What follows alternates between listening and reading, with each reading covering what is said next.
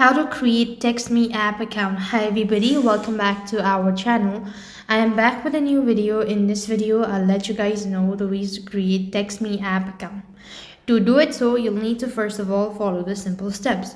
So for that, what you'll need to do is first thing first, open up your Play Store, and then on the search box you want to type in TextMe. When you type in that, you could find the actual link. So this is the official app, so click the install button. So wait for a couple of seconds so that it's completely installed. So as you can see that it has been installed. Now click the open button and you need to go ahead and register. So for that, you want to go ahead and click the get started button. So it's going to ask you whether you want to go with the email or Facebook or Google. So I'm going to go with the email address.